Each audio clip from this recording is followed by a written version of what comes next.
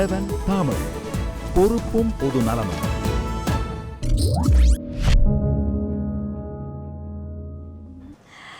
Nokia நிறுவனம் மூடப்பட்டதை தொடர்ந்து Foxconn நிறுவனமும் மூடப்பட்டிருக்கிறது. இது பற்றியான ஒரு செய்தி தொகுப்பை பார்க்கலாம். கடந்த ஆண்டு நோக்கியா நிறுவனம் மூடப்பட்டதால் ஆயிரக்கணக்கான தொழிலாளர்கள் வேலையை இழந்தனர். இதையடுத்து அதே வளாகத்தில் உள்ள மொபைல் போன் உதிரி பாகங்கள் தயாரிக்கும் ஃபாக்ஸ்கான் நிறுவனமும் உற்பத்தியை நிறுத்திவிட்டது. மேலும் இங்கு பணிபுரிந்து வந்த 1700 தொழிலாளர்களை வேலைக்கு வரவேண்டாம் என்று கூறியுள்ளது. 6 கட்ட பேச்சுவார்த்தை பலனில்லாத நிலையில் தொழிலாளர்கள் இன்று உள்நுழையும் போராட்டத்தில் ஈடுபட்டனர். ஆலை மூடப்பட்டதால் தங்களின் வாழ்வாதாரம் பாதிக்கப்பட்டுள்ளதாக கூறுகின்றனர் தொழிலாளர்கள். நான் +2 முடித்தோடனே வீடு தேடி வந்து கூப்பிட்டாங்க. பஸ் வசதி இருக்குது, கேன்டீன் வசதி இருக்குது, நல்லா வந்து ஒர்க் பண்ணலாம், வாங்க, உங்கள் இதனால் ஃப்யூச்சர் நல்லா இருக்கும் அப்படின்னு சொல்லிட்டாங்க. அதை நம்பி நானும் வந்துட்டேன். வேறு எதுவுமே இது பண்ணவே இல்லை. இப்போ திடீர்னு வேலை இல்லை போ அப்படின்னு சொல்லிட்டாங்க. இதுக்கப்புறம் நான் எங்கே போய் வேலை செய்யுது?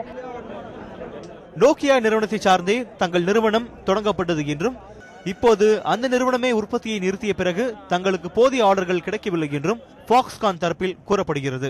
இந்த நிறுவனத்தின் தொழிலாளர் விரோத போக்கை கண்டித்து தோமுசா, CITU உள்ளிட்ட தொழிற்சங்கங்களும் தொழிலாளர்களுக்கு ஆதரவாக இந்த போராட்டத்தில் கலந்து கொண்டது.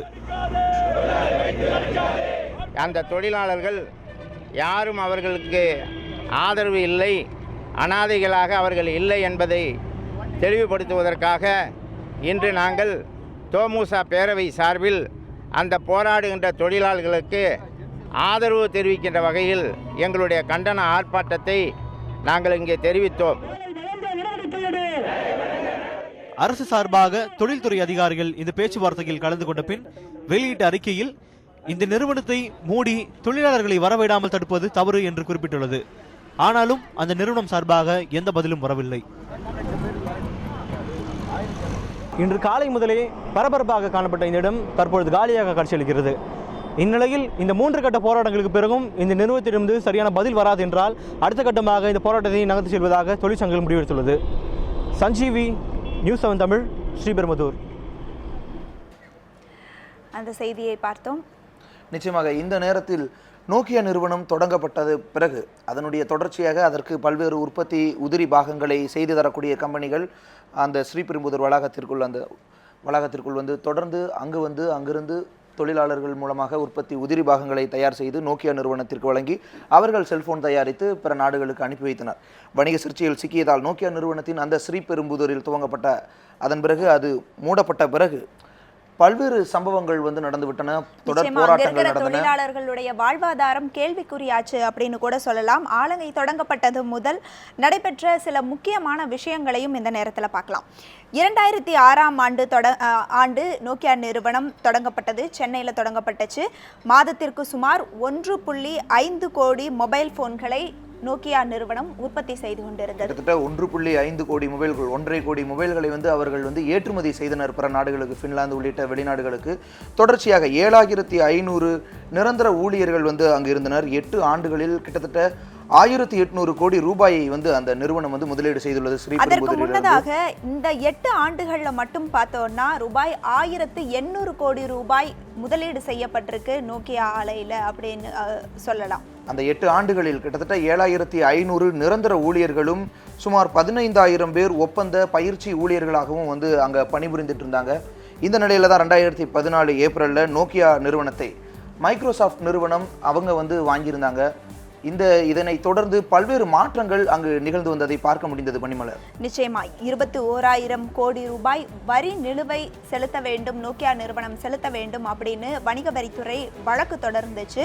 இதற்கு பிறகாகத்தான் தொடர்ச்சியாக நீதிமன்றம் நோக்கியா நிறுவனத்தை முடக்கியது அப்படின்னு கூட சொல்லலாம். கிட்டத்தட்ட 2400 கோடி ரூபாயை வந்து வரி வந்து கொடுத்தாதான் ஆலையை மூடணும் அப்படின்னு உச்சநீதிமன்றம் வந்து அந்த ஆலையை வந்து முடக்கி வைத்ததையும் வந்து பார்க்க முடிந்தது. 6000 பேருக்கு விருப்ப ஓய்வும் சுமார் 800 பேர் 6000 பேருக்கு விருப்ப ஓய்வு கட்டாயம் கட்டாயமாக வந்து பெற்றுட்டு வெளியே போகணும் அப்படின்னு நோக்கியா நிறுவனம் நிர்பந்தம் செய்ய ஆரம்பிச்சாங்க. அந்த சூழல்ல வெறும் 800 பேர் மட்டுமே பணியாற்றி வந்தனர்.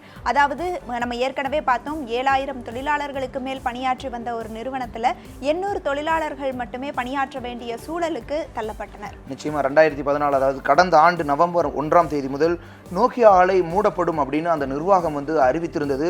அதனைத் தொடர்ந்தும் வந்து சிக்கல்கள் தீர்க்கப்படாததால் விற்பனை ஒப்பந்தத்தை ரத்து செய்தது மைக்ரோசாஃப்ட். வாங்கியிருந்த அந்த ஒப்பந்தத்தை கூட மைக்ரோசாஃப்ட் தொடர்ச்சியாக ரத்து செய்திருந்ததை வந்து பார்க்க முடிந்திருந்தது. நிச்சயமா இந்த சூழல்ல தான் தொடர்ச்சியான நோக்கியா ஆலை மேலான சிக்கல்கள் இருந்ததுனால அதற்கு உதிரி பாகங்கள் செஞ்சு கொடுத்துக்கிட்டு இருந்த இப்போ ஃபாக்ஸ்கான் நிறுவனமும் வந்து தன்னுடைய தனக்கும் பணி இல்லை அப்படிங்கிற சொல்லி ஒரு காரணத்தை முன்வைத்து ஃபாக்ஸ்கான் நிறுவனமும் வந்து தற்பொழுது உற்பத்தியை வந்து நிறுத்தி கொண்டு ஆலையை மூடும் ஒரு முயற்சியில் ஈடுபட்டு இருந்தது. அதை வெற்றி கண்டு மூடியும் விட்டது அந்த ஃபாக்ஸ்கான் நிறுவனமும்.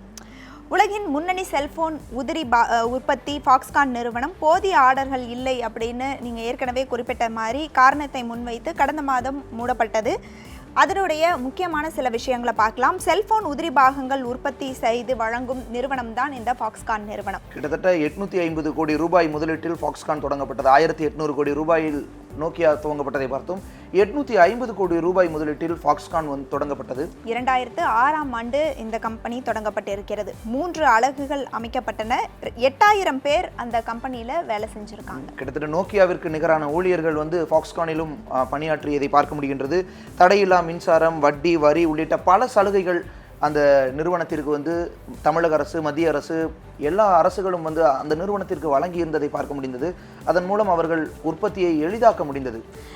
நோக்கியா நிறுவனம் மூடப்பட்ட காரணத்தினால போதிய ஆர்டர்கள் இல்லை அப்படிங்கிற விஷயத்தை ஃபாக்ஸ்கான் நிறுவனம் தொடர்ச்சியாக முன்வைக்குது.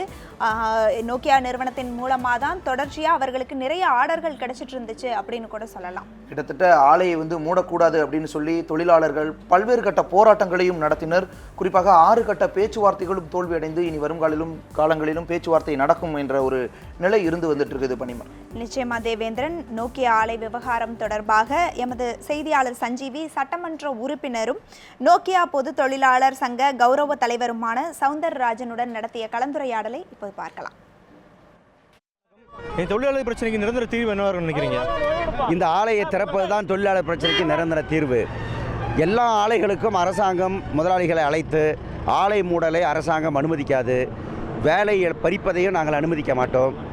ஏதேனும் உங்களுக்கு உதவி தேவை என்றால் அரசாங்கத்தால் முடியும் என்றால் அதை செய்து அவர்கள் நடவடிக்கை எடுக்க வேண்டும். இந்த நிலம் முழுவதும் சும்மா கொடுத்திருக்கிறார்கள், தண்ணீரை சும்மா கொடுக்கிறார்கள், தடையற்ற மின்சாரத்தை வழங்குகிறார்கள், எவ்வளவோ சலுகை செய்கிறது. வரியே கட்ட வேண்டாம் என்று அரசாங்கம் அவர்கள் சலுகை கொடுத்திருக்கிறது. இவ்வளவுக்கு பிறகும் ஒரு 5 ஆண்டு 6 ஆண்டுகளுக்கு பிறகு ஆலையை மூடுவோம், தொழிலாளியை தெருவில் நிறுத்துவோம் என்றால் நியாயமில்லை.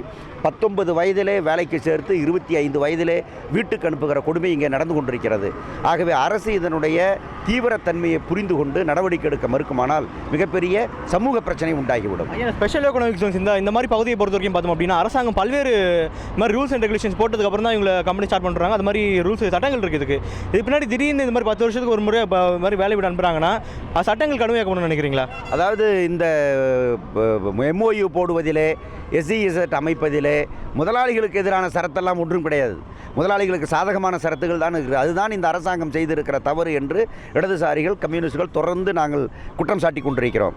இதிலே ஆலையை மூடுவது, தொழிலாளியை வெளியே நிறுத்துவதற்கெல்லாம் எந்த தடையும் இல்லை. ஏற்கனவே இருக்கிற சட்டம்தான்.